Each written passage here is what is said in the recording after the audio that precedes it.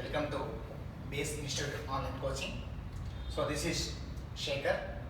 So ఈరోజు మనం పాలిటీకి సంబంధించిన క్లాసెస్ పైన మాట్లాడుకుందాం.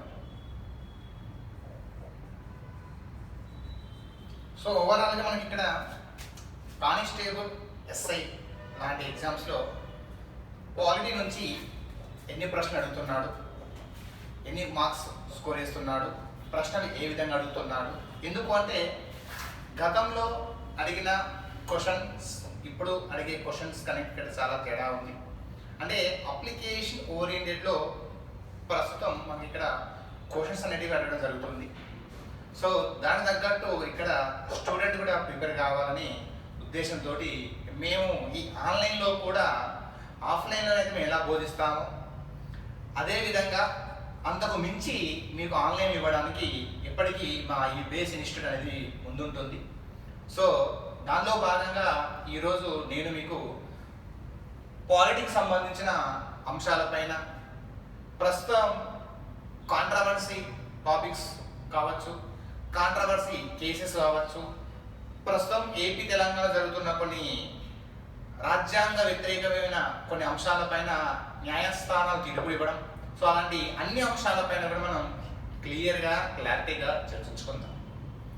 అయితే మరి కానిస్టేబుల్, ఎస్ఐ లాంటి ఎగ్జామ్స్లో పాలిటీ నుంచి మనకు వచ్చే వెయిటేజ్ ఎంత సార్? మరి ఎందుకంటే మనకు ఎగ్జామ్ ప్రిపేర్ అవుతున్నప్పుడు మనకు ఖచ్చితంగా కావాల్సిన అంటే ఒక్కొక్క సబ్జెక్ట్కి సంబంధించి వెయిటేజ్ అంటే మినిమం వెయిటేజ్ మార్క్స్. ఇక్కడ ఒకటి గుర్తుపెట్టుకోండి విద్యార్థులారా, మ్యాక్సిమం మనకు ఎగ్జాక్ట్లీ వెయిటేజ్ అనేది నేను కాదు కదా ఎవరు చెప్పలేదు. ఎందుకు అంటే మీరు గమనించండి, కానిస్టేబుల్, ఎస్ఐ లాంటి ఎగ్జామ్స్లో ఎక్కడ కూడా నీకు సిలబస్ ఇస్తాడేమో కానీ ఈ సిలబస్లో ఇన్ని మార్క్స్ అని చెప్పేసి ఎక్కడా ఉండదు. అది పాలిటీ కావచ్చు, జాగ్రఫీ కావచ్చు, ఏదైనా వాట్ ఎవర్ మేబీ. సో ఇక్కడ ఒక ఊహాజనితం అంటే మీన్స్ ఎలా అంటే మనకు గతంలో జరిగిన ఎగ్జామ్స్ని బేస్ చేసుకొని ఎన్ని ఇస్తున్నాడు, ఎన్ని ఇవ్వచ్చు అనే బేస్ చేసుకొని మనం ఇక్కడ చెప్పడం జరుగుతుంది. సో దాంట్లో భాగంగా మనకి ఇక్కడ కానిస్టేబుల్లో చూసుకుంటే మనకు వెయిటేజీ ఒక 15 నుంచి 20 మార్క్స్ రావడానికి అవకాశం ఉంది. కానిస్టేబుల్ లాంటి ఎగ్జామ్స్లో 15 నుంచి 20 మార్క్స్ రావడానికి అవకాశం ఉంది. సో అది -5 కావచ్చు లేదా +5 కావచ్చు. సో అప్రాక్సిమేట్గా చూసుకుంటే ఒక 15 to 20 మార్క్స్ మనకి ఇక్కడ అడగడం జరుగుతుంది. అదేవిధంగా ఎస్ఐ లాంటి ఎగ్జామ్స్లో అయితే ఒక 25 నుంచి 30 మార్క్స్. ఎస్ఐ లాంటి ఎగ్జామ్స్లో మనకు ఒకసారి మార్క్స్ వెయిటేజ్ పరిశీలిస్తే 25 to 30 మార్క్స్ అనే వెయిటేజ్ ఉంటుంది. సో ఇది కూడా మనకు -5 కావచ్చు లేదా +5 కావచ్చు.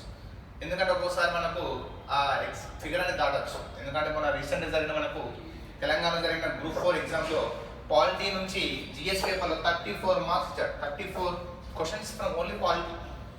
సో అలా మనకి ఇక్కడ అనేది సో ఇది మనకు ఒక ఎగ్జాక్ట్ ఫిగర్ అంటే 15 to 20 మార్క్స్ అనేది కానిస్టేబుల్లో, సో 25 to 30 మార్క్స్ అనేది ఎస్ఐ లాంటి ఎగ్జామ్స్లో మనకి ఇవ్వడం జరుగుతుంది. అంటే మనకి ఇక్కడ జాబ్లో పాలిటీ అనేది ఒక కీలక పాత్ర పోషిస్తుంది. అంటే మ్యాథ్స్, ఎస్ఐ లాంటి మ్యాథ్స్, రీజనింగ్, తర్వాత మనకు ఇక్కడ ఈ current affairs, Indian history, polity మనకి ఇక్కడ మెయిన్ మార్క్స్ ఉన్న సబ్జెక్ట్స్. అయితే ఇప్పుడు ఒకసారి పూర్తిగా మనకు సిలబస్ పైన అవగాహన ఉండాలి. అంటే కానిస్టేబుల్, ఎస్ఐలు మనకి ఇక్కడ సిలబస్ ఏంటి సార్, మరి గ్రూప్ 2 సిలబస్ ఏంటి సార్ అనుకుంటే వాస్తవానికి చెప్తారు ఇక్కడ to take the any exam VRO, constable, SI, group 2, group 1. So ఓవరాల్గా మనం ఏ కాంపిటేటివ్ స్టడీ అయినా సరే, ఏ ఎగ్జామ్లో అయినా సరే పాలిటీ సిలబస్ అనేది 99% సేమ్ ఉంటుంది. సేమ్ సిలబస్ అవుతుంది for all competitive exams. But ఇక్కడ ఏంటిదంటే వెయిటేజ్ అనేది పెరుగుతుంది.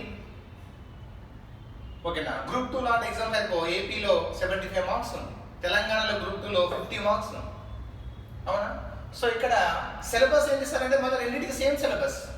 నువ్వు గ్రూప్ 2 సిలబస్ తీసుకున్న ఒకటే, కానిస్టేబుల్ సిలబస్ తీసుకున్న ఒకటే, బట్ ఏంటంటే డెప్త్ అనేది మారుతుంది, క్వశ్చన్స్ అనేది వెయిటేజ్ అనేది పెరుగుతుంది. ఓకేనా? అయితే ప్రస్తుతం చాలా మంది ప్రిపేర్ అవుతున్నారు, ఆల్రెడీ ఎగ్జామ్స్ రాసి ఉండొచ్చు. జస్ట్ 1-2 మార్క్స్లో జాబ్ మిస్ అయి ఉండొచ్చు, వాళ్ళు గమనించే ఉంటారు. ప్రస్తుతం ఇక్కడ జిఎస్ లాంటి ఎగ్జామ్స్లో కూడా, అంటే కానిస్టేబుల్ జిఎస్, ఎస్హెచ్జిఎస్ లాంటి ఎగ్జామ్స్లో కూడా మనకు పేపర్లో చూసుకుంటే డెప్త్ అనేది చాలా పెరిగింది. అంటే ప్రతి విద్యార్థి కూడా అప్లికేషన్ ఓరియంటెడ్ చదవాలి. అంటే 1-2 సార్లు చదవాలి, 1-2 సార్లు క్లాస్ వినాలి. ఏదో ముందు పుస్తకాలు ఒక 100 పుస్తకాలు కొనుక్కొని ముందడుగు చదివే జాబ్ వచ్చే ఉద్దేశం లేదు ఇక్కడ. సో అందుకే ఈ ఆన్లైన్ వల్ల మీకు బెనిఫిట్ ఏంటంటే అర్థం కాకపోతే మళ్ళీ రెండోసారి వినచ్చు, రిపీట్ వినచ్చు. ఆఫ్లైన్ మనకు రిపీట్ అని ఉండదు, కానీ ఆన్లైన్లో బెనిఫిట్ అదే. సో దాన్ని మీరందరూ కూడా యూజ్ చేసుకోండి, ఓకేనా. సో దానిలో భాగంగా సిలబస్లో భాగంగా మనకి ఇక్కడ ఫస్ట్ టాపిక్ ఏంటిదంటే భారత రాజ్యాంగ పరిణామ క్రమం. భారత రాజ్యాంగ పరిణామ క్రమం, హిస్టారికల్ బ్యాక్గ్రౌండ్ అంటున్నాం. సో భారత రాజ్యాంగ పరిణామ క్రమం అంటున్నాం సార్. భారత రాజ్యాంగ పరిణామ క్రమం, హిస్టారికల్ ఆఫ్ ద బ్యాక్గ్రౌండ్. మరి ఇక్కడ భారత రాజ్యాంగ పరిణామ క్రమం అంటే ఇందులో ఏముంటుంది అంటే వాస్తవానికి భారతదేశానికి స్వాతంత్రం రాకముందు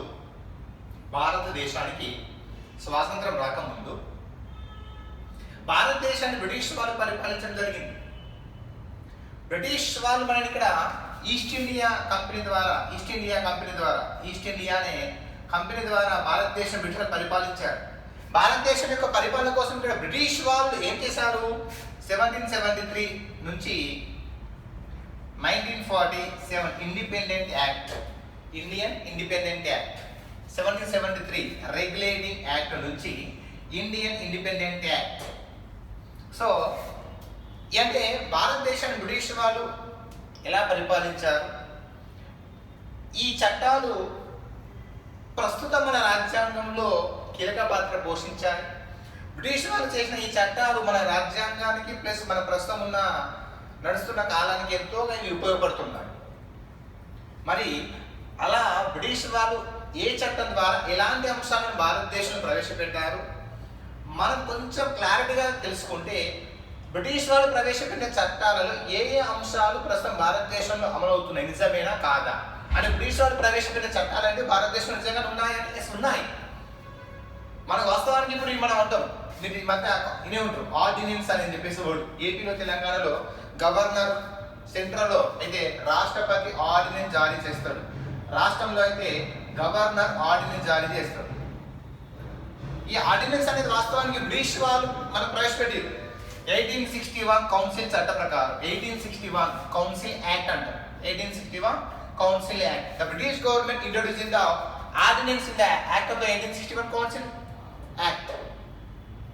మరి ప్రజెంట్ భారతదేశంలో మనకు రాష్ట్రపతి ఆర్టికల్ 123 ప్రకారం ఆర్డినెన్స్ జారీ చేస్తున్నాడు. అదే ఇక్కడ గవర్నర్ అయితే 213 ప్రకారం ఆర్డినెన్స్ జారీ చేస్తున్నాడు. అంటే మరి ఆర్డినెన్స్ అనేది బ్రిటిష్ వాళ్ళు ప్రవేశపెట్టిన చట్టాలలో ప్రజెంట్ మన భారతదేశంలో అమలు. సో అలా ఇక్కడ భారత రాజ్యాంగ పరిణామ క్రమం అన్నప్పుడు మనం ఇక్కడ బ్రిటిష్ వాళ్ళ యొక్క పరిపాలన కాలాన్ని ఇక్కడ క్లుప్తంగా చదవాలి. అయితే ఇక్కడ చాలా మంది విద్యార్థులు ఏం చేస్తారు అంటే చట్టాలను బైహార్ట్ చేస్తారు. కానీ ఇప్పుడు అడిగే విధానం మారింది, అప్లికేషన్ ఓరియంటెడ్ అడుగుతున్నాడు. అంటే చట్టాలు ప్రవేశపెట్టినప్పుడు అంటే 1773 రెగ్యులేటింగ్ చట్టం, 1784 పిట్స్ ఇండియా చట్టం, 1792 కౌన్సిల్ చట్టం, 1813 కౌన్సిల్ చట్టం, 1833 అని చెప్పేసి మనకి ఇలా చట్టాలు ఉంటాయి. సో ఆ చట్టాలు చేసినప్పుడు భారతదేశంలో గవర్నర్ జనరల్ ఎవరు, ఆ చట్టాలు చేయడానికి గల కారణాలు ఏంటి అంటే ఇప్పుడు రెగ్యులేటింగ్ చట్టం 1773 ఉంది. సో ఈ చట్టం చేయడానికి ఒక రీజన్ ఉంది. 1784 ఈ చట్టం చేయడానికి ఒక రీజన్ ఉంది. అలా 1792 చార్టర్ చట్టం, 1813 చార్టర్ చట్టం, 1833 చార్టర్ చట్టం. సో అలా ప్రతి చట్టం చేయడానికి గల కారణం ఏమిటి, ఆ చట్టాలు చేసేటప్పుడు భారతదేశంలో ఉన్న గవర్నర్ జనరల్స్ ఎవరు, ఆ చట్టంలో ఉన్న ఇమిడి ఉన్న ముఖ్యమైన అంశాలు ఏంటివి. ఎందుకంటే ప్రజెంట్ ఏమంటున్నానంటే ప్రస్తుతం ఒక చట్టం ఇచ్చేసి ఎగ్జామ్లో ఎలా అంటున్నానంటే మనకు 1919 మాంటేగ్ చేమ్స్ఫర్డ్ సంస్కరణ చట్టం ఉంటుంది. మాంటేగ్ చేమ్స్ఫర్డ్ సంస్కరణ యాక్ట్ అని ఉంటుంది. సో మాంటేగ్ చేమ్స్ఫర్డ్ యాక్ట్కి సంబంధించి క్రింది వారిలో అందులో లేని అంశాన్ని గుర్తించండి అంటున్నాడు. అంటే ఇప్పుడు ఈ చట్టం పైన పర్ఫెక్ట్ అవగాహన ఉండాలి. క్లారిటీ ఉండాలి. చట్టాన్ని ప్రవేశపెట్టింది ఎవరు, అప్పుడు భారతదేశంలో గవర్నర్ జనరల్ ఎవరు, భారతదేశంలో అప్పుడు రాజ్య కార్యదర్శి ఎవరు, చట్టం ఏ అంశం ప్రవేశపెట్టింది, ఆ చట్టాలు భారతదేశంలో ఎంతవరకు ఇంప్లిమెంట్ అయినాయా కాలేదా, మా చట్టం వల్ల భారతదేశంలో వ్యతిరేకత ఏమైనా వచ్చిందా, ఈ చట్టాన్ని వ్యతిరేకిస్తే ఎవరైనా విమర్శ చేశారు, ఎలాంటి కామెంట్స్ చేశారు అని ఇన్డెప్త్గా మనం ప్రిపేర్ అవుతే బెటర్. ఎందుకంటే ఒక్కసారి మనం ప్రిపేర్ అయితే ఇన్డెప్త్గా ప్రిపేర్ అయితే చాలా టైం మనం ప్రిపేర్ కావడానికి. సో అలా ఒక్కొక్క అంశం పైన ఇక్కడ మనం క్లుప్తంగా చర్చించుకుందాం. ఓకేనా? సో ఇది మనకు భారత రాజ్యాంగ పరిణామ క్రమం. సో తర్వాత అందులో భాగంగా చూసుకుంటే సిలబస్లో భాగంగా మనం ఇక్కడ పరిశీలిస్తే మనకు రాజ్యాంగ పరిషత్ దీన్ని మనం ఇంగ్లీష్లో కాన్స్టిట్యూషన్ అసెంబ్లీ అంటాం. రాజ్యాంగ పరిషత్. సో భారత రాజ్యాంగాన్ని రూపొందించి, భారత రాజ్యాంగాన్ని ఆమోదించి దాన్ని అమల్లోకి తీసుకొచ్చింది ఎవరంటే ఇక్కడ రాజ్యాంగ పరిషత్. భారత రాజ్యాంగ నిర్మాత ఎవరంటే డాక్టర్ బిఆర్ అంబేద్కర్. బట్ నేనేమంటుంది ఇక్కడ భారత రాజ్యాంగాన్ని ఆమోదించింది ఎవరు? కాన్స్టిట్యూషన్ అసెంబ్లీ, రాజ్యాంగ పరిషత్. అసలు రాజ్యాంగ పరిషత్ మన భారత రాజ్యాంగాన్ని ఎలా రాసింది, భారత రాజ్యాంగం రాయడానికి అందులో ఉన్న సభ్యులను ఎలా తీసుకుంది, అసలు రాజ్యాంగ పరిషత్ అనే భావన అనే ఈ పదాన్ని మొదటిసారిగా వినియోగించిన వ్యక్తి ఎవరు, భారత రాజ్యాంగ పరిషత్లో ఎంతమంది సభ్యులు ఉన్నారు, ఆ సభ్యులను ఎలా ఎన్నుకున్నారు, ఆ సభ్యులు అనేవారు ఎక్కడికి వెళ్ళి వచ్చారు, రాజ్యాంగ పరిషత్ ఎన్నిక ప్రత్యక్ష ఎన్నికల, పరోక్ష ఎన్నికల, రాజ్యాంగ పరిషత్లో ఉన్న వాళ్ళందరూ మరి మొత్తం సభ్యులు ఎన్నిక సభ్యులేనా, లేకుంటే నామినేట్ సభ్యులు ఉన్నారా, మరి నామినేట్ సభ్యులు నామినేట్ సభ్యులు ఎక్కడికి వెళ్ళి వచ్చిన వారు, మరి రాజ్యాంగ పరిషత్ రిజర్వేషన్ వర్తించిందా, అసలు రాజ్యాంగ పరిషత్ యొక్క నిర్మాణం ఎలా ఉంది, సో స్ట్రక్చర్, దాని యొక్క స్ట్రక్చర్ ఎలా ఉంది, అండ్ దాని యొక్క వర్కింగ్, దాని యొక్క విధులు పనులు ఎలా ఉంది, ఎన్ని రకాలుగా పనిచేసింది, ఎలా పనిచేసింది, మన రాజ్యాంగాన్ని ఎలా ఆమోదించింది, ఆ రాజ్యాంగం రూపొందించేటప్పుడు రాజ్యాంగ పరిషత్లో జరిగిన చర్చ ఏమిటి, రాజ్యాంగం రూపొందించేటప్పుడు రాజ్యాంగ పరిషత్లో ఎక్కువ ప్రాధాన్యత దేనికి ఇచ్చింది, సమన్వయ పద్ధతికి ప్రయాణించిందా, ఓటింగ్ విధానం ద్వారా ప్రయాణించిందా అనే ఇలా ప్రతి ఒక్క అంశాన్ని మనం ఇక్కడ క్షుణ్ణంగా పరిశీలించాలి సార్. ఎందుకంటే అందరికీ రాజ్యాంగ పరిషత్ అంటే వెంటనే గుర్తుకొచ్చేది మహానుభావుడు, రాజ్యాంగ నిర్మాత, పితామహుడు డాక్టర్ బిఆర్ అంబేద్కర్. మరి డాక్టర్ బిఆర్ అంబేద్కర్ రాజ్యాంగ పరిషత్కు జరిగిన ఎన్నికల్లో ఎక్కడి నుంచి పోటీ చేశారు ఇలా అడగచ్చు. లేదా రాజ్యాంగ పరిషత్తులో డాక్టర్ బిఆర్ అంబేద్కర్ ఎక్కడి నుంచి ప్రాతినిధ్యం వహించాడు. So what is the difference between ఆ రెండు మధ్య తేడా ఏంటి? ఎక్కడి నుంచి ఎన్నికైనా చెప్పారు, రెండోది ఏమన్నా ప్రాతినిధ్యం వహించాడన్న తేడా ఉంది సార్. ఎందుకు అంటే రాజ్యాంగ పరిషత్ జరిగిన ఎన్నికల్లో 1946లో రాజ్యాంగ పరిషత్ ఎన్నికలు జరిగినప్పుడు అంటే చూడండి 1946 అంటే ఇక్కడ ఏమన్నా భారతదేశం ఏం రాలేదు, స్వాతంత్రం రాలేదు. మరి ఇదే 1946లో రాజ్యాంగ పరిషత్ జరిగిన ఎన్నికల్లో డాక్టర్ బిఆర్ అంబేద్కర్ ఇక్కడికి ఎన్నికైంది. ఆ ఎన్నికైన ప్రాంతం ఏమైందంటే 1947లో పాకిస్తాన్కి వెళ్ళిపోయిన ప్రాంతం.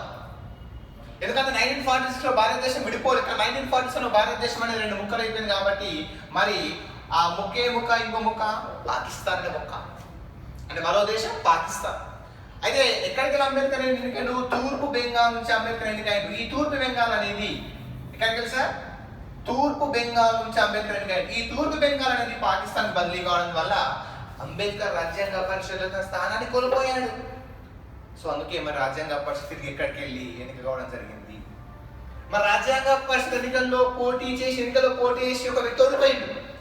కానీ అతని అవసరం రాజ్యాంగ పరిషత్లో ఉంది కాబట్టి ఆ ఓడిపోయిన వ్యక్తిని కూడా తిరిగి మళ్ళీ నియమించుకుంది.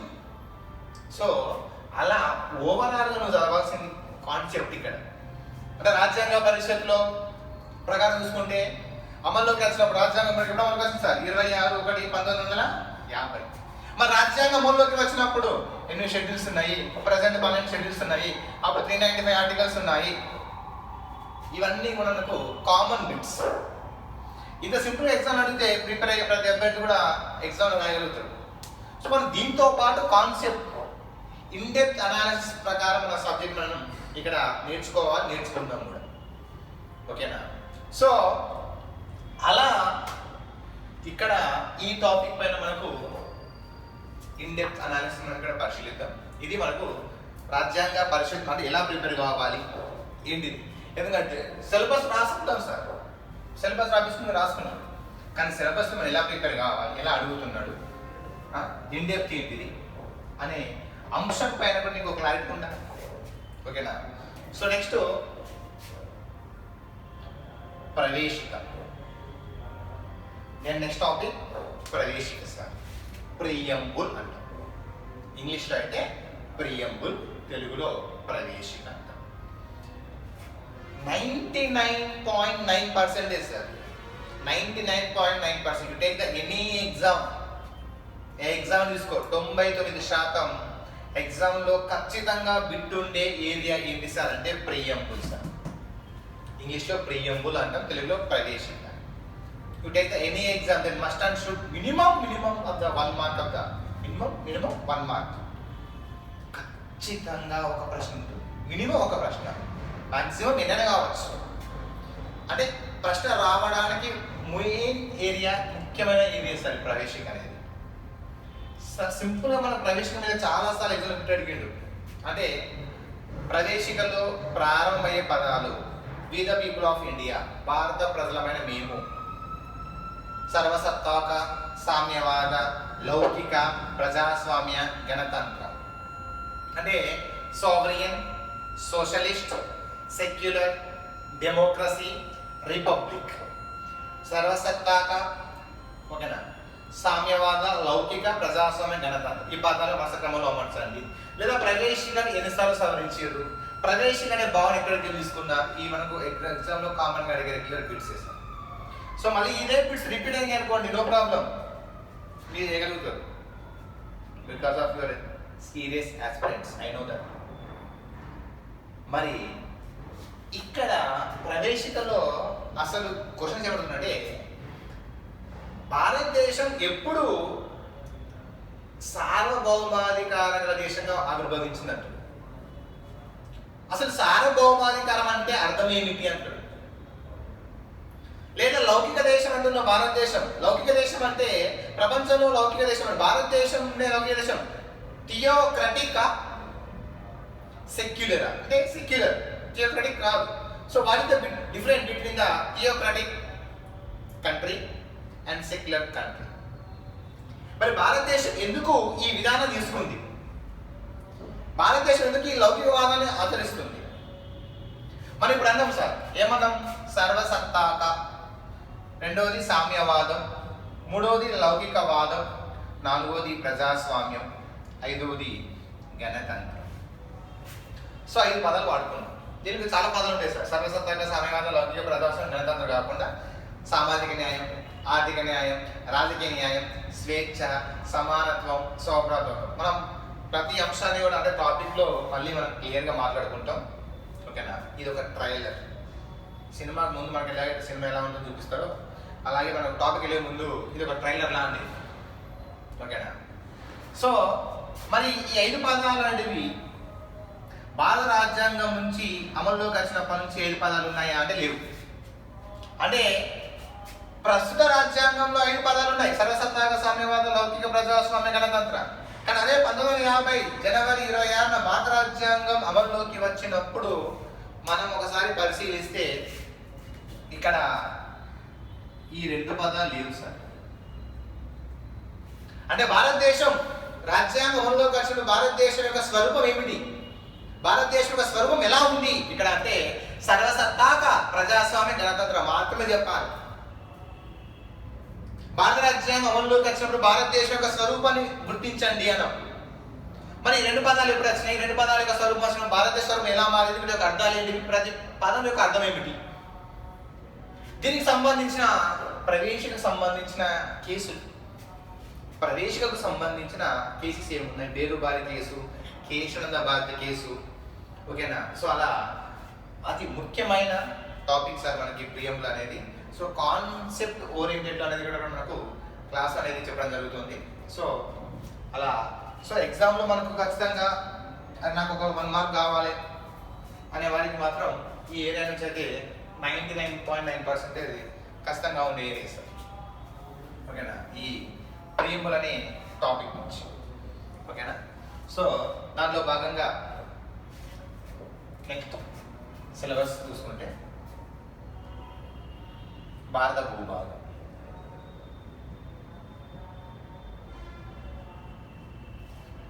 యూనియన్ భారత భూభాగం ఎలా ఉంది? సో భారత భూభాగం చూసుకుంటే ఎన్ని ఆర్టికల్స్ ఉన్నాయి? భారత భూభాగంలో ఆర్టికల్ 1 నుంచి 4 ఉన్నాయి. ఆర్టికల్ 1 నుంచి 4. మరి ఇక్కడ భారత భూభాగంలో మనకి ఇక్కడ బిట్టు ఎక్స్పెక్ట్ చేసే అంశాలు ఉన్నాయంటూ ఉన్నాయి సార్. ఎందుకంటే భారత భూభాగం ఎలా ఉంది, అసలు భారత రాజ్యాంగంలో భారత భూభాగం గురించి ఎలా ప్రస్తావించబడింది? మనందరం భారతదేశం ఇండియా అంటాం. అసలు భారత రాజ్యాంగంలో, ఇండియన్ కాన్స్టిట్యూషన్లో, భారత రాజ్యాంగంలో భారతదేశానికి సంబంధించి ఎన్ని పేర్లు ఉన్నాయి? మనం భారతదేశానికి చాలా పేర్లు ఉన్నాయి అంటాం, జాగ్రఫీ చదువుతూ ఉంటాం, జీకే చదువుతూ ఉంటాం. సో అవన్నీ దాని పర్పస్లో. అసలు వాస్తవానికి భారత రాజ్యాంగంలో మన భారతదేశానికి సంబంధించి ఎన్ని పేర్లు ఉన్నాయి? భారతదేశం యొక్క పేరుని ఎలా ప్రస్తావించే భారత రాజ్యాంగంలో? అసలు భారత భూభాగం పైన అధికారం అనేది ఎవరికి ఉంది? భారత భూభాగాన్ని ఎవరికి బదిలీ చేయొచ్చు? ఆ భారత భూభాగాన్ని బదిలీ చేసేటప్పుడు, సో ఇది మన ఇండియన్ మ్యాప్ అనుకుంటే, ఈ భారత భూభాగాన్ని మనం అంటే ఈ మొత్తం భూభాగంలో బదిలీ చేసేటప్పుడు అంటే ఎవరికి బదిలీ చేయొచ్చు, ఎలా బదిలీ చేయొచ్చు, ఆ బదిలీ చేసేటప్పుడు ప్రొసీజర్ ఏంటి, బదిలీ చేసే ప్రొసీజర్ ఏంటిది? అదేవిధంగా రాష్ట్రాల పునర్వ్యవస్థీకరణ. సో ఇప్పుడు మనకు రీసెంట్గా తెలంగాణలో కొత్త రాష్ట్రం ఏర్పడింది. సో రాష్ట్రాల పునర్వ్యవస్థీకరణ, స్టేట్ రీఆర్గనైజేషన్ అంటాం. సో రాష్ట్రాల పునర్వ్యవస్థీకరణ. మరి రాష్ట్రాల పునర్వ్యవస్థీకరణ అనేది ఎలా జరిగింది? రాష్ట్రాల పునర్వ్యవస్థీకరణ అంటే ఏమిటి? రాష్ట్రాల పునర్వ్యవస్థీకరణ అంటే ఒక రాష్ట్రం ఏర్పాటేనా, దాంట్లో ఇంకేమైనా అంశాలు ఉన్నాయా? ఒక రాష్ట్రాల పునర్వ్యవస్థీకరణ ఎలా జరుగుతుంది, దానికి శాసన ప్రక్రియ ఏమిటి? అంటే బిల్లు ఎక్కడ ప్రవేశపెట్టాలి, ఏ సభలో మొదలు ప్రవేశపెట్టాలి, ప్రవేశపెట్టే ముందు ఎవరు అనుమతి తీసుకోవాలి, మరి దానిపైన రాష్ట్రపతి యొక్క అనుమతి ఎంతకాలం ప్రవేశపెట్టాలి? మరి రాష్ట్రంలో పునర్వ్యవస్థ బిల్లును ఒకవేళ పార్లమెంట్ ఆమోదిస్తే రాష్ట్రపతి దానిపైన వీటో పవర్ అధికారం ఉంది. అది మీన్స్ వీటో మీన్స్ తిరస్కరణ. మనకు సబ్జెక్ట్ యొక్క టాపిక్ వెళ్ళినది ప్రతి అంశం పైన క్లారిటీ వస్తుంది. టెన్షన్ పడకండి, క్లియర్గా మాట్లాడుకుందాం. సో అలా ఒక్కొక్క అంశం పైన ఇక్కడ భారత భూభాగం పైన మనం ఇక్కడ క్లియర్గా క్లారిటీగా చర్చించుకుందాం, మాట్లాడుకుందాం. ఓకేనా? దెన్ నెక్స్ట్ పౌరసత్వం, సిటిజన్షిప్, పౌరసత్వం. సో ఈ ఏరియా నుంచి కూడా ఈసారి బిట్ ఎక్స్పెక్ట్ చేయొచ్చు. ఎందుకు సార్ అంటే ఈసారి మనకు పౌరసత్వం మొత్తం భారతదేశంలో దీని మీద పెద్ద చర్చ జరిగింది. ఓకేనా? మనకు ప్రభుత్వం కొత్తగా క్యాప్ అని చెప్పేసి, మళ్ళీ సిఏ అని చెప్పేసి ఇలాంటి కొన్ని ముఖ్యమైన బిల్లులను పార్లమెంట్ ఆమోదించడం. అదేవిధంగా భారత భూభాగంలో మనకు ఈ బంగ్లాదేశ్, నేపాల్, పాకిస్తాన్ లాంటి దేశాల నుంచి వచ్చిన వారికి పౌరసత్వం కల్పించడం. అసలు బిల్లు ప్రొసీజర్ ఏంటిది, బిల్లు వ్యతిరేకత ఏమిటి, ఏ దేశం నుంచి వచ్చిన వాళ్ళు మనం పౌరసత్వం ఇస్తున్నాం, ఎన్ని సంవత్సరాలు ముందుగా భారతదేశం ఉన్న వాళ్ళకి పౌరసత్వం ఇస్తున్నాం. మరి సిఏబి అంటే ఏంటి sir? Citizenship amendment bill, citizenship amendment act అంటే ఒకటి సార్. సిటిజన్షిప్ అమెండ్మెంట్ బిల్ అన్నాం. ఇది పార్లమెంట్లో పాస్ అయ్యి, ఎక్కడ సార్? పార్లమెంట్లో పాస్ అయ్యి రాష్ట్రపతి ఆ బిల్లు మీద, ఏ బిల్లు మీద? ఈ క్యాబ్ అనే బిల్లు మీద ఆమోద ముద్ర వేస్తే, సంతకం పెడితే అప్పుడు అది ఎలా మారుతుందంటే సిటిజన్షిప్ అమెండ్మెంట్ యాక్ట్గా మారుతుంది. అంటే భారతదేశంలో ఉన్న పౌరసత్వం ఎలాంటి పౌరసత్వం? ఏక పౌరసత్వమా, ద్వంద్వ పౌరసత్వమా? మరి భారతదేశంలో ఒక వ్యక్తికి పౌరసత్వం ఎన్ని పద్ధతుల్లో పొందవచ్చు? ఒక వ్యక్తి పౌరసత్వాన్ని ఎన్ని పద్ధతుల్లో వదులుకోవచ్చును? ఇలా ప్రతి అంశం పైన ఇక్కడ మనము క్లారిటీగా చర్చించుకుందాం, మాట్లాడదాం. Studentship amendment act. సో ఈసారి మనం ఇక్కడ ఈ ఏరియా నుంచి బిట్ ఎక్స్పెక్ట్ చేయవచ్చు సార్. సో ఈ ఏరియా కొంచెం కాన్సెప్ట్ ఎక్కువగా చూడాలి, ఓకేనా?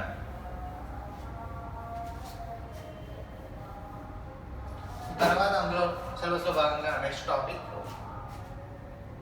ప్రాథమిక హక్కు.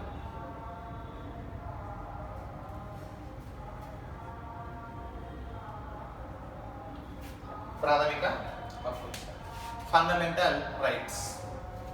ప్రాథమిక హక్కులు, ఫండమెంటల్ రైట్స్. సో ఈ ఏరియా నుంచి కూడా ఖచ్చితంగా ఎగ్జామ్ బిట్ ఉంటుంది. సో ప్రాథమిక హక్కులు సార్ మెయిన్ టాపిక్ మనకి సిలబస్లో భాగంగా. నువ్వు ఏ ఎగ్జామ్ కూడా మనకు మళ్ళా ఖచ్చితంగా బిట్ రావడానికి ఆస్కారం టాపిక్ ఫండమెంటల్ రైట్స్. సో ప్రాథమిక హక్కులు అనే భావన ఎక్కడికి వెళ్ళి తీసుకున్నాం? అమెరికా నుంచి తీసుకున్నాం. భారత రాజ్యాంగం అమల్లోకి వచ్చినప్పుడు ఎన్ని రకాల ప్రాథమిక హక్కులు ఉన్నాయి? ప్రజెంట్ ఎన్ని రకాల ప్రాథమిక హక్కులు ఉన్నాయి? అసలు ఒక వ్యక్తికి ప్రాథమిక హక్కులు ఎందుకు? అసలు భారత రాజ్యాంగంలో ప్రాథమిక హక్కులు చేర్చడానికి ముఖ్యమైన కారణం ఏమిటి? What is the main source of the fundamental rights? ప్రాథమిక హక్కులు ఎలా దోహదపడతాయి ఒక వ్యక్తికి? ఏ పౌరుడైనా సరే ఖచ్చితంగా అనుభవించేటి ప్రాథమిక హక్కులు. ఏ పౌరుడు కూడా వదులుకోరాని ఏంటంటే ప్రాథమిక హక్కులు. ఒకవేళ ఏదైనా పౌరుడికి ప్రాథమిక హక్కులు భంగం కలిగితే అప్పుడు ఆ పౌరుడు ఈ హక్కులను తిరిగి పొందవచ్చు న్యాయస్థానాలకు వెళ్ళి. ఎందుకే ప్రాథమిక హక్కులకు ఏముంటుంది సార్ అంటే ఇక్కడ న్యాయ సంరక్షణ ఉంటుంది. న్యాయ సంరక్షణ ఉంటుంది. ప్రాథమిక హక్కులకు న్యాయ సంరక్షణ ఉంటుంది.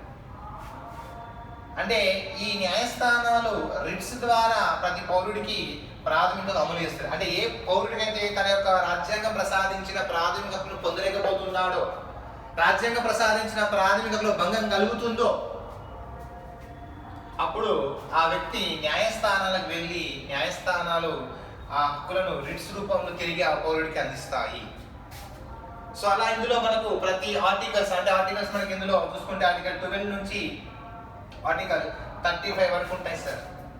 సో ఒక్కొక్క ఆర్టికల్ ఏం చెప్తుంది? ప్రజెంట్ సంబంధించిన రిజర్వేషన్స్ ఏంటివి? ప్రజెంట్ సంబంధించిన రిజర్వేషన్స్ అంటే మీన్స్ ఇక్కడ మనకు ఇటీవల కాలంలో మనకు అగ్రవర్ణాల్లో పేదవారికి కూడా 10% తగ్గకుండా రిజర్వేషన్ కల్పించాలని చెప్పేసి మనకు బిల్లు రావడం జరిగింది. అదేవిధంగా ఇటీవల కేంద్ర ప్రభుత్వం సుప్రీంకోర్టు తీర్పునిచ్చింది భారతదేశంలో కారణీయ మరణాలకు, మెర్సీ కిల్లింగ్ అంటే ఇంగ్లీష్లో, కారణీయ మరణాలకు అనుమతి ఇవ్వడం జరిగింది. సో అలా ఒక వ్యక్తి జీవన ప్రయాణంలో రాజ్యాంగం ప్రసాదించిన ప్రాథమిక హక్కులు అనేటివి ఎలా తోడ్పడతాయి? ఈ హక్కులు ఉండడం వల్ల పౌరుడు ఏం సాధించవచ్చును? హక్కులను పొందలేకపోతే ఆ హక్కులు తిరిగి ఎలా పొందవచ్చును? ఆ హక్కులు పొందే వారిలో భాగంగా న్యాయస్థానంలో రిట్స్ జారేస్తే ఆ రిట్స్ ఎన్ని రకాలుగా ఉంటాయి? ఏ హక్కుకు భంగం కలిగితే ఏ రకమైన రిట్ జారీ చేస్తుంది? ఏ రకమైన రిట్ జారీ చేస్తుంది అనే ప్రతి అంశాన్ని కూడా ఇక్కడ క్లుప్తంగా మనము చెప్పుకుందాము. సో అది మనకు ఫండమెంటల్ రైట్స్కి సంబంధించి ఎగ్జామ్లో ఎలా బిట్లు అడుగుతాడని చెప్పేసి, ఓకేనా? సో అందులో భాగంగా నెక్స్ట్ టాపిక్ ఏంటిదంటే ఆదేశిక సూత్రాలు. నెక్స్ట్ టాపిక్ ఏంటంటే ఇక్కడ సిలబస్లో భాగంగా ఆదేశిక సూత్రాలు. దీన్ని మనం ఇంగ్లీష్లో directive principle of state policy అంటాం సార్. ఇంగ్లీష్లో directive principle of state policy, తెలుగులో ఆదేశిక సూత్రాలు. వాస్తవానికి ప్రాథమిక హక్కులు, ఆదేశిక సూత్రాలు అండ్ ప్రాథమిక విధులు, ఫండమెంటల్ డ్యూటీస్ ఈ మూడు కూడా ఏదైనా ఎగ్జామ్లో సరే, ఎనీ కాంపిటేటివ్ ఎగ్జామ్ ఖచ్చితంగా ఈ మూడు ఏరియా నుంచి బిట్ ఉంటుంది సార్. అది కానిస్టేబుల్ కావచ్చు, ఎస్ఐ కావచ్చు, గ్రూప్ 2 కావచ్చు, ఎగ్జామ్ పర్పస్ అయినా. సో ఈ మూడు మనకి ఇక్కడ అత్యంత కీలకమైన టాపిక్స్ కాంపిటేటివ్ వరకు. సో అందులో ఆదేశ సూత్రాలు అన్నాం సార్.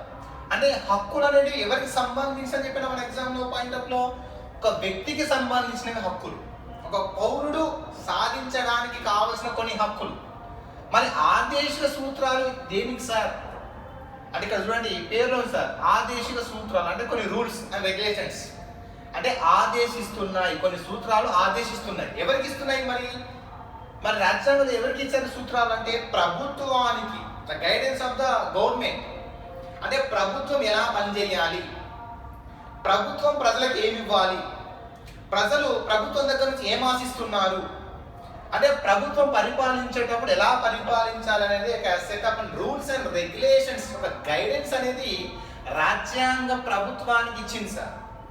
అయితే దీనికి వ్యత్యాసం ఏంటి సార్ అంటే ప్రాథమిక హక్కులను అమలు పరిచేది ప్రభుత్వాలే, గవర్నమెంట్స్. ఆదేశ సూత్రాలను అమలు పరిచేది కూడా ప్రభుత్వాలే.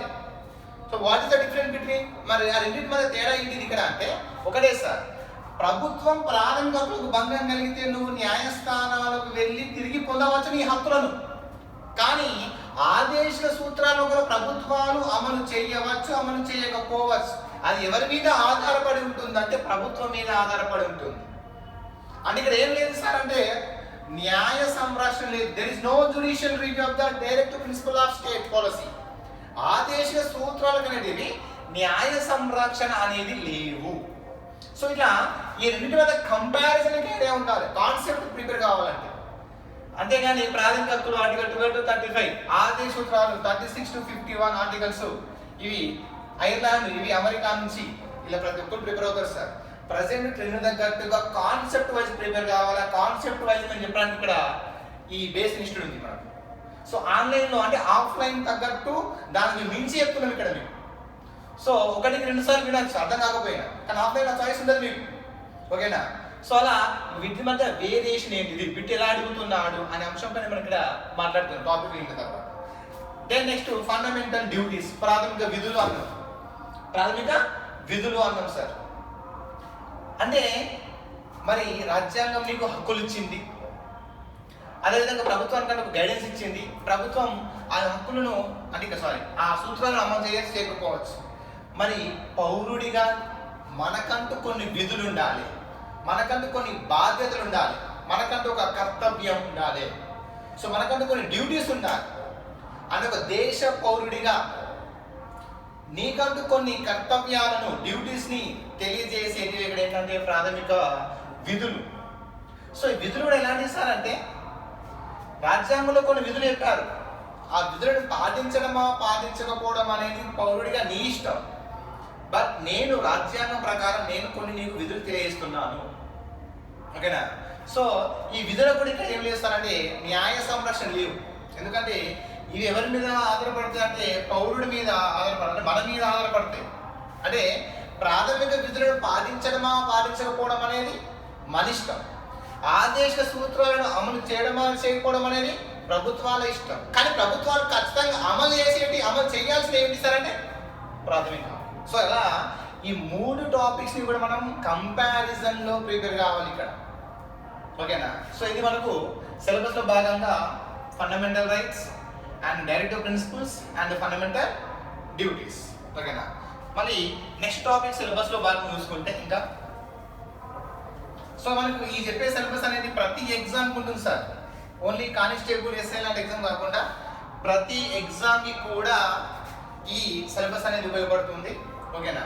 బట్ ఒకటేంటంటే మార్క్స్ వెయిటేజ్ మారుతుంది అంతే. బట్ సిలబస్ ఏ సిలబస్ తీసుకున్న ఎగ్జామ్లో ఇదే ఉంటుంది సార్. చాలా మంది అడుగుతూ ఉంటారు పాలిటీ అంటే సార్ సిలబస్ ఏంటి సార్, బీఆర్ సిలబస్ ఏంటి, గ్రూప్ 4 సిలబస్ ఏంటంటే. సో ఒకటే sir syllabus for all exams 1. ఓకేనా? నెక్స్ట్ మనకు మెయిన్ టాపిక్ సార్ కేంద్ర ప్రభుత్వం. కేంద్ర ప్రభుత్వం. సో దీన్ని మనం ఇంగ్లీష్లో ఏమంటారు అంటే వాస్తవానికి సెంట్రల్ గవర్నమెంట్ అంటాం. కానీ రాజ్యాంగం ప్రకారం మాట్లాడుకుంటే దీన్ని ఏమనాలంటే యూనియన్ గవర్నమెంట్ అన్నారు సార్ వాస్తవానికి. కానీ మనకు బయట కామన్గా అందరూ ఏంటంటే కేంద్ర ప్రభుత్వం అంటే సెంట్రల్ గవర్నమెంట్. మనం ఎందుకంటే ప్రతిసారి మనం టీవీలో కేబుల్ వస్తాం సెంట్రల్ గవర్నమెంట్, కేంద్ర ప్రభుత్వం, కేంద్ర ప్రభుత్వం. ఎగ్జామ్లో ఎక్కువ మార్క్స్ వచ్చేది సార్. అంటే మనకు ఒక ఎగ్జామ్లో ఒక 20 మార్క్స్ వెయిటేజ్ అనుకుంటే అందులో మినిమం 10 మార్క్స్ అనేది వచ్చే ఏదే ఏంటి సార్ అంటే కేంద్ర ప్రభుత్వం. అంటే ఎక్కువ స్కోరింగ్ టాపిక్, లెంతీ టాపిక్, నిన్ను అప్లికేషన్ మెథడ్లో అడిగి కన్ఫ్యూజ్ చేసే టాపిక్ కూడా సెంట్రల్ గవర్నమెంట్ సార్. చూడడానికి సింపుల్గా కేంద్ర ప్రభుత్వం అంటున్నాం సార్. దీనిలో సబ్ టాపిక్స్ మనకి ఇక్కడ మెయిన్ సార్. రాష్ట్రపతి, సబ్ టాపిక్స్ రాష్ట్రపతి, ఉపరాష్ట్రపతి, vice president, president, vice president, prime minister, ప్రధానమంత్రి, అదేవిధంగా Lok Sabha, Rajya Sabha, then supreme court. So this is the main area sir. So main topics plus exam మనకు ఎక్కువగా కన్ఫ్యూజ్ చేసే టాపిక్. కానీ ప్రిపేర్ అయ్యే వ్యక్తి కాన్సెప్ట్ వైజ్ క్లాస్ అయిన కాన్సెప్ట్ వైజ్ ప్రిపేర్ అయితే పెద్ద కష్టం కాదు సార్. ఎందుకు సార్ అంటే కేంద్ర ప్రభుత్వం మీద నీకు ఎంత అవగాహన ఉంటుంది, ఇక్కడ రాష్ట్ర ప్రభుత్వం అనే టాపిక్ చాలా ఈజీ సార్. నీకు ఈ టాపిక్ మీద ఎంతనైతే కమాండింగ్ ఉంటుందో సో అప్పుడు నీకు ఈ టాపిక్ అనేది చాలా వెయిటేజ్ తగ్గుతుంది. అంటే రెండోది ఏంటంటే ఇక్కడ మరి దీని మీద కంపారిజన్ సార్. ఇక్కడ ఏమన్నాం, దేశాన్ని పరిపాలించడానికి ఒక రాష్ట్రపతి కావాలి, మరి రాష్ట్రాన్ని పరిపాలించడానికి ఒక గవర్నర్ కావాలి. దేశ పరిపాలన మొత్తం రాష్ట్రపతి పేరు మీద నిర్వహిస్తారు, మరి రాష్ట్ర పరిపాలన state administrator name of the governor. So ఇక్కడ ఉపరాష్ట్రపతి ఉంటారు. సో మన స్టేట్లో అలాంటి 10 గంటలు ఏమీ ఉండదు. నెక్స్ట్ ప్రధానమంత్రి సార్. సో ఇక్కడ ఎవరు ఉంటారు, ముఖ్యమంత్రి ఉంటారు. సో ఇక్కడ లోక్సభ అన్నాం సార్. ఇక్కడ మనం సార్ లోక్సభ అన్నాం. ఇక్కడ Vidhan Sabha, Vidhan Sabha means MLA sir, member of legislative assembly, member of legislative assembly. And next Rajya Sabha, దీన్ని మనం విధాన పరిషత్ అంటాం. Vidhan Parishad MLC, member of legislative council, member of legislative council. And then supreme court sir, ఇక్కడ హైకోర్ట్. సో కంపేర్ చేయండి. So అంటే మనకు ఎక్కువ scoring topic. రెండోది ఒక టాపిక్ ప్రిపేర్ అయితే ఇంకో టాపిక్ మనకి ఈజీ ఉంటుంది. కానీ ఇక్కడ మనం చదవాల్సింది ఏంటిదంటే సిమిలర్గా ఉన్నాయి, కానీ ఈ టాపిక్ ఇక్కడ టాపిక్ ఉన్న వేరియేషన్ ఏంటి అంటే ఇప్పుడు ఎగ్జాంపుల్ చూడండి సార్. లోక్సభ అన్న, ఇక్కడ విధానసభ అన్న, ఆల్మోస్ట్ సేమ్ ఉంటుంది. లోక్సభకు పోటీ చేయాలంటే వయసు 20 సంవత్సరాలు ఉండాలి, ఇక్కడ కూడా వయసు 20 సంవత్సరాలు ఉండాలి. లోక్సభ పదవీ కాలం 5 years, దీని పదవీ కాలం టెన్యూర్ 5 years. ఇలా 90% నీకు సిమిలర్స్ ఉంటాయి, ఈజీ టాపిక్. కానీ 10% కొన్ని వేరియేషన్స్ ఉంటాయి. ఆ వేరియేషన్ ఏంటిది అంటే central government state government 90% same ఉన్నప్పుడు ఎక్కడ తేడా ఉంది, ఏ ఏరియాలో తేడా ఉంది, దీనికి కూడా తేడా ఏంటిది. ఇప్పుడు ఈ topic 90% same, but what is the different, ఇక్కడ వేరియేషన్ ఏముంది అనే అంశం పైన క్లుప్తంగా చదవాలి సార్. ఇక్కడ రాష్ట్రపతి అన్నాం సార్. రాష్ట్రపతి అనే టాపిక్ మీద మనకు అసలు ఎగ్జామ్లో బిట్టు లేకుండా క్వశ్చన్ లేదు. కానీ చాలా మంది ఇక్కడ ఏం చదువుతారంటే రాష్ట్రపతి పదవీ కాలం 5 సంవత్సరాలు, దేశ పరిపాలన మొత్తం రాష్ట్రపతి పేరు మీద నిర్వహిస్తారు, రాష్ట్రపతి రాజీనామా లేక ఉపరాష్ట్రపతి సమర్పిస్తాడు, ఈయన సైతే ప్రమాణ స్వీకారం చేపించేది సుప్రీంకోర్టు ప్రధాన న్యాయమూర్తి. ఇవన్నీ కామన్ బిట్స్. కాంపిటేటివ్ వరల్డ్ ప్రస్తుతం మనం ఏంటంటే ఇన్డెప్త్ అనాలిసిస్ ఉండాలి. మొట్టమొదటి రాష్ట్రపతి బాబు రాజేంద్ర ప్రసాద్, ప్రజెంట్ రాష్ట్రపతి రామ్నాథ్ కోవింద్. ఇది కాదు సార్ క్వశ్చన్స్ మజా. ఇప్పుడు ఎలా ఉన్నాయి అంటే ఎలా అడుగుతున్నాడు, ఎలా అడగాలి అంటే మనకు రామ్నాథ్ కోవింద్ అందరికీ తెలుసు, ప్రజెంట్ రాష్ట్రపతి. ఈయన రాష్ట్రపతి కాకముందు చేసిన పని ఏంటి సార్ అంటే గవర్నర్గా పనిచేశాడు. ఏ రాష్ట్ర గవర్నర్గా పనిచేశాడు సార్ అంటే బీహార్. ఏ రాష్ట్రం సార్, బీహార్. సో కాబట్టి ఇక్కడ చాలా మంది అంటే Ramnath Kovind right now our president. So that's why ఆయన గురించి మనం అందరూ ప్రిపేర్ అవుతాం. ఏ రాష్ట్రంగా గవర్నర్ పనిచేశాడంటే బీహార్. కానీ నా లాంటోడు ఇస్తే బిడ్డలా ఇస్తారంటే గవర్నర్గా పనిచేసి రాష్ట్రపతి అయిన వాళ్ళని గుర్తించండి. మొత్తం ఎంతమంది ఉన్నారు వాళ్ళు అసలు. లేకుంటే గవర్నర్గా పనిచేసే రాష్ట్రపతి అయిన వాళ్ళు మన రామ్నాథ్ కోవింద్ ఎన్నో వాడు. లేదా ఉపరాష్ట్రపతి అనే పదవిని చేపట్టకుండా వైస్ ప్రెసిడెంట్, ఉపరాష్ట్రపతి అనే పదవిని చేపట్టకుండా డైరెక్ట్గా రాష్ట్రపతి అయిన వారిలో రామ్నాథ్ కోవింద్ ఎన్నో వాడు. ఇది సార్ మనకు కావాల్సింది. ఇలాంటి సబ్జెక్ట్ కావాలి, ఓకేనా. సో అందుకే ఇక్కడ ప్రిపేర్ అయ్యేటప్పుడు కానీ మనం ఆన్లైన్ కోర్స్ తీసుకునేటప్పుడు కానీ ఇన్డెప్త్ అనాలిసిస్ ఉందా లేదా, ప్రజెంట్ ట్రెండ్ తగ్గట్టు అందిస్తున్నారా లేదా అనే అంశం పైన క్లారిటీ ఉండాలి. ఓకేనా? సో అలా ఈ రాష్ట్రపతి టాపిక్ మీద అలా ప్రిపేర్ కావాలి సార్. అంటే ఇది ఒకటే కాదు సార్, రాష్ట్రపతి, vice president, prime minister, Lok Sabha, Rajya Sabha and supreme court ఇవన్నీ కీలకమైన అంశాలే సార్. ఖచ్చితంగా మినిమం ఎంత లేదని ఒక్కొక్క టాపిక్ నుంచి ఒక్కొక్క మార్క్ వేసుకుంటాం సార్. ఇక్కడ మినిమం ఒక్కొక్క మార్క్, మినిమం అది. ఒక్కోసారి మనకు వీలైతే పిఓ ఈ పార్లమెంట్ నుంచే 4-5 క్వశ్చన్స్ రావచ్చు.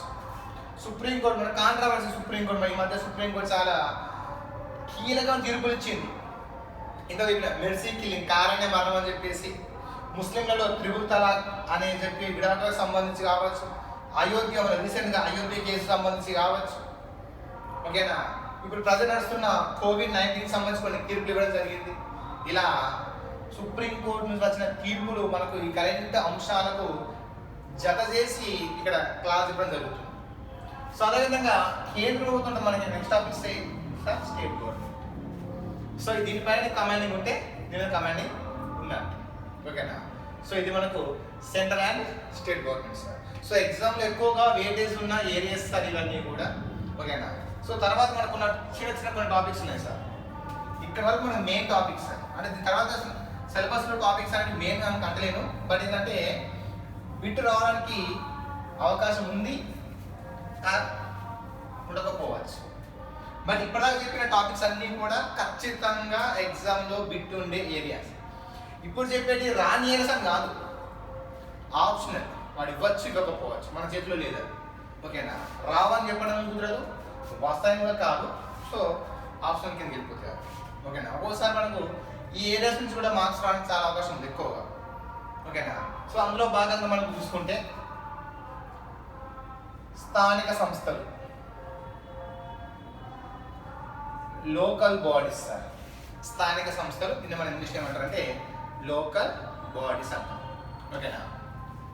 మరి స్థానిక సంస్థలలో మనకు ఇక్కడ కానిస్టేబుల్, ఎస్ఐ, పాండవులు చాలా రేర్ సార్ వేటేజ్ అనేది. ఓకేనా? సో ఇక్కడ మనం ప్రిపేర్ కావాల్సింది ఏంటంటే ఈసారి బిట్ ఇక్కడ ఎక్స్పెక్ట్ చేయొచ్చు. స్థానిక సంస్థల మీద ఈసారి బిట్ ఎక్స్పెక్ట్ చేయడానికి అవకాశం ఎందుకు ఉంది అంటే ఇటీవలే ఏపీలో స్థానిక సంస్థల ఎన్నికలు జరుగుతున్న సమయంలోనే ఏపీ ఎన్నికల కమిషనర్ రమేష్ కుమార్ ఎలక్షన్స్ను వాయిదా వేయడం ఒక సంచలనాత్మక నిర్ణయం అయితే దీనిపైన ఏపీ స్టేట్ గవర్నమెంట్ ఆర్డినెన్స్ తీసుకొచ్చి ఆ ఏపీ కమిషనర్ని తొలగించి అతని స్థానంలో కొత్త ఎలక్షన్ కమిషనర్ నియమించి దీని మీద రమేష్ కుమార్ కోర్టుకెళ్ళి హైకోర్టు స్టేట్ గవర్నమెంట్ తీసుకున్న నిర్ణయాన్ని కొట్టేసే విధమైన చర్యలు చేపట్టింది. కాబట్టి ఈసారి కరెంట్ అఫైర్స్ అంటే means a current affairs, polity current అఫైర్స్లో భాగంగా స్థానిక సంస్థల నుంచి బిట్ ఎక్స్పెక్ట్ చేయడానికి అవకాశం ఉన్న ఏరియా సార్ ఇక్కడ ఈసారి. అంటే భారతదేశంలో స్థానిక సంస్థలు ఎలా ఉన్నాయి, ఈ స్థానిక సంస్థలు అనేవి ఎన్నో రాజ్యాంగ సవరణ ద్వారా చేర్చారు అసలు. ఎందుకంటే భారత రాజ్యాంగంలో అమల్లోకి వచ్చిన తర్వాత స్థానిక సంస్థలు లేవు సార్. 73వ రాజ్యాంగ సవరణ ద్వారా 1992లో 73 అమెండ్మెంట్ యాక్ట్ 1992లో మన స్థానిక సంస్థలకు రాజ్యాంగ హోదా కల్పించడం జరిగింది సార్. ఓకేనా? సో అసలు స్థానిక సంస్థలు అంటే ఏంటివి అంటే పంచాయత్ రాజ్ అంటే స్థానిక సంస్థల, మున్సిపాలిటీ అంటే స్థానిక సంస్థల, రెండింటిని కలిపితే స్థానిక సంస్థలు అంటే రెండింటిని కలిపితే స్థానిక సంస్థలు. సో స్థానిక సంస్థలు అంటే ఇక్కడ ఏమంటున్నాం మనం, పంచాయత్ రాజ్ అండ్ మున్సిపాలిటీలను ఈ రెండింటిని కలిపితేనే మనం ఇక్కడ ఏమంటాం సార్ లోకల్ బాడీస్ అంటాం. సో అక్కడ లోకల్ బాడీస్ సంబంధించి భారతదేశం కమిటీలు ఎలా ఏర్పడ్డాయి, ఏ కమిటీ ఏ సిఫార్సు చేసింది, ఎన్ని రకాల కమిటీలు ఏర్పడ్డాయి, ఆ కమిటీల తర్వాత రాజ్యాంగ హోదా ఎలా కల్పించాము, ప్రజెంట్ ఏపీ తెలంగాణలో ఈ స్థానిక సంస్థలు ఎలా పనిచేస్తున్నాయి, గ్రామ సభ ఎలా ఉంది, సర్పంచ్ ఎలా ఉన్నాడు, ఉప సర్పంచ్ ఎలా ఉన్నాడు, ఎవరి యొక్క ప్రత్యక్ష ఎన్నిక, సర్పంచ్ యొక్క ఎన్నిక ప్రత్యక్ష ఎన్నికనా, ఎవరికి రిజర్వేషన్ వర్తిస్తాయి, ఎవరికి రిజర్వేషన్ వర్తించవు అని ఇక్కడ అంశాలు కీలకమైన అంశాలు సార్. సో వెయిటేజ్ చాలా తక్కువ ఏరియా ఉన్నా అసలు మనం ఇక్కడ మనకు వెయిటేజ్ చూసుకుంటే జస్ట్ ఓన్లీ 0 to 2 మార్క్స్ ఉంటాయి సార్. 0 to 2 మార్క్స్ ఉంటాయి. సో ఈసారి ఎందుకు రావచ్చు అంటే బికాస్ ఆఫ్ ద కొంచెం ఏపీలో ఈ లోకల్ బాడీస్ మీద కాంట్రవర్సీ అనేది నడవడం జరుగుతుంది కాబట్టి ఈసారి బిట్ ఎక్స్పెక్ట్ చేయొచ్చు. మనకి ఇది సిలబస్లో భాగంగా లోకల్ బాడీస్.